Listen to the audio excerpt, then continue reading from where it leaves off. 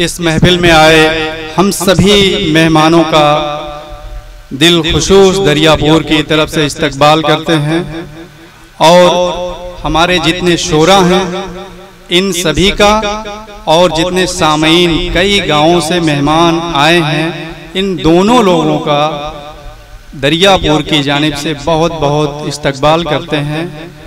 और इससे पहले ये साहित्य की जो हमने मजलिस मुनक़िद की है, इसलिए इस माहौल में ज़रूरी है कि आज उर्दू अदब के ऐसे 3 सुतून जा चुके हैं जिनको कभी भी किसी इलेक्ट्रॉनिक मीडिया में या कभी मुशायरों में, कभी सम्मेलनों में सुनने के बाद दिल गुलजार हो जाता था, जिसमें मैं याद दिलाना चाहूँगा कि यश भारती सम्मान पाए हुए अनवर जलालपुरी साहब और राहत इंदौरी साहब और हाल ही में अभी इंतकाल हुए हैं मुनव्वर राना साहब, जिनकी एक नज्म की लाइन है कि अपनी माँ की आंखों में देखा करो हर रोज इज्जत से, ये वो आईना है जिसमें कभी बच्चे बूढ़े नहीं होते।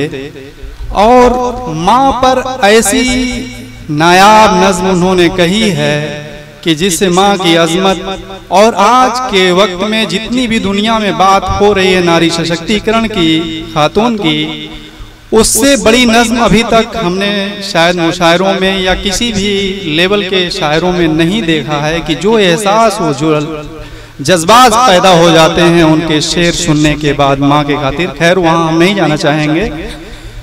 इस कड़ी में मुशायरे की ज़रूरत बेहद महसूस हम लोग कर रहे थे, लेकिन एक गांव में ये प्रोग्राम रखना हम लोगों के लिए बहुत मुश्किल कुशा काम था कि अवाम इस एहसास को समझ पाएगी या नहीं।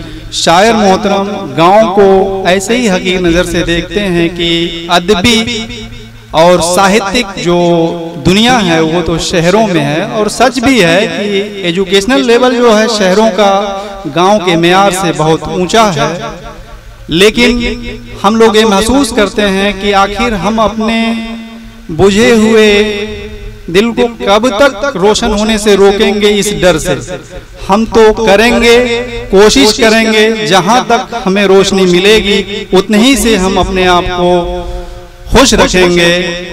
इस रेफरेंस में हमारे प्रख्यात विद्वान जो अभी बोल करके गए हैं, साबिक principal Ramgarh inter college Dhananjay Singh sir और उसी विद्यालय के प्रबंधक महोदय प्रभु नारायण सिंह, दोनों एक दूसरे के साथ बैठे हुए हैं और इन दोनों का बेहद हम शुक्रगुजार हैं कि इन दोनों की ऐसी जगह है कि जिसकी वजह से जिस कॉलेज के ये लोग हिस्सा हैं उस कॉलेज से हमारा सारा गांव इल्म पाया हुआ है। ये हमारे बात से फख्र है हमारे गांव के लिए कि वो दोनों शख्सियतें आज इस डायस पे या इस प्रोग्राम में मौजूद हैं। और उन्हीं सितारों में से एक ऐसा भी सितारा है जो कि उर्दू लिटरेचर और समाज को बहुत गहराइयों से 40 साल तक जिया है। उन मोहतरम का नाम, बुजुर्ग का नाम मैं बड़े इज्जत से लेना चाहूँगा और उन्हें बुलाना भी चाहूँगा कि आएं और आज के वक्त में हमारे समाज को इस मुशायरे का आउटपुट क्या मिलना है और ये जो रखा गया है ये प्रोग्राम, इसके फायदे से रूबरू कराए। रिजवान अहमद साहब नौदर से आए हुए हैं जिन्होंने 40 साल सेवा अपनी दी है सकल्डिया इंटर कॉलेज में। रिजवान अहमद साहब आए और अपने एहसासों से हम सभी को रोशनास कराएं।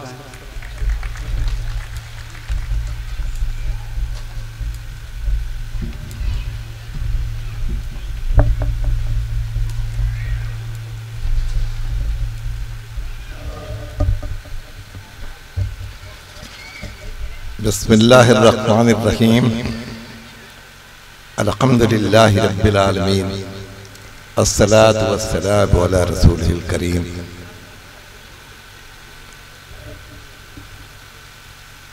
जनाब सदर साहब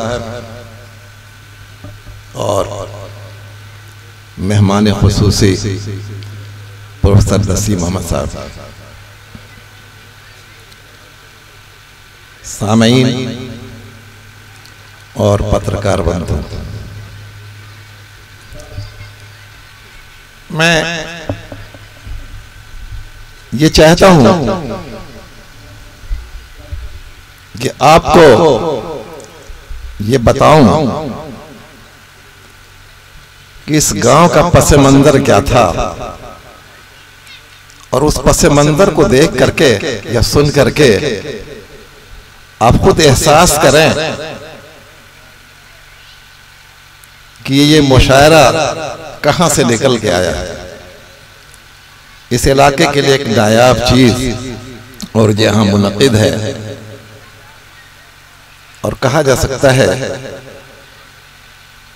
कि अच्छी कोशिश की गई है। मैं शुरू करता हूं वहां से इस बात को जहां तक मैंने सुना, देखा है या पढ़ा है। 1937 में जब यहां पर हिंदुस्तान में एक अंतरिम सरकार बन रही थी और यहां चुनाव हो रहा था, तो इसी गांव के जनाब अब्दुल रशीद साहब, उन लोगों के नाना हुआ करते थे, जिया भाई बैठे हुए हैं, उनके दादा हुआ करते थे। वो यहां से चुनाव लड़े थे कांग्रेस से, वकील थे पेशे से, बड़ी ऊंची शख्सियत थी, उर्दू फारसी अरबी जानते थे। उसके वालिद साहब जो थे वो आलिम बन के आए यहां दरियापुर में। तो रेमा के कुछ लोग यहां आए थे, वो असरी तालीम में काफी ऊंची थे। उन्होंने बड़े तंजिया अंदाज में कहा कि आलिम हो के आए हो, जाओ किसी मस्जिद में इमामत करो। ये बात उनको लगी और वो फिर वापस गए, फिर एक वकील बन के वापस आए और बहुत दिन तक वकालत किया। बगल में सहान गांव था, वहां ऑनरेरी मजिस्ट्रेट थे, उनके अदालत में वो प्रैक्टिस किया करते थे। बाद में फिर चंदौली में भी वो यहां से पैदल जाते थे और पैदल आते थे। इस गांव की ये हैसियत थी कि उस जमाने से लेकर अब तक इल्म की रोशनी इस कदर थी। फिर इस दयार के बारे में गौर कीजिएगा तो आपको लगेगा कि इस दयार बिल्कुल सूना नहीं था, बल्कि शुरू से लेकर के आज तक यहां अच्छी रोशनियां थी। मैं अब्दुल रशीद साहब की बात कर रहा था। आजादी में जब हिंदुस्तान पाकिस्तान का बंटवारा हुआ तो इस बंटवारे के सख्त मुखालिफ थे वो, और उन्होंने एक किताब लिखी, बुरी किताब ही नज्म में थी। शुरू में ही इस पर जो हेडिंग थी वो ये थी, अगर अंधे के रास्ते में कोई कुआं नजर आए, गुनाहे बदतरी हैं अगर बशर खामोश रह जाए। इस उन्वान से उन्होंने पूरी किताब लिखी और उस किताब में पाकिस्तान के बंटवारे का जो हाल बताया था करीब करीब वही पूरा होता चला गया। उन्होंने लिखा पाकिस्तान में क्या क्या होगा, सर से पां तक धोखा होगा, बंटवारे होंगे, इसके क्या हाल होगा, ये सारी चीजें उन्होंने उसमें लिखी थी। आपने ये भी देखा कि यहाँ के अगल बगल के जो गांव थे वो भी किस तरह से पढ़े लिखे लोग थे।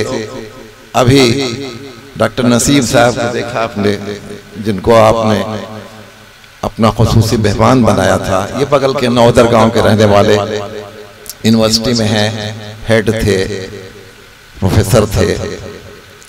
वहाँ उनके साथी बेचारे मरहूम हो गए। डॉक्टर सलीम साहब भी थे, वो भी नौदर के थे। एक शायर और थे नौदर के जो मेरठ में हैं, रिटायर होने के बाद भी अभी वहीं रहते हैं। अच्छे शेर लिखते हैं। उनका एक शेर में भी आपको सुना दूं।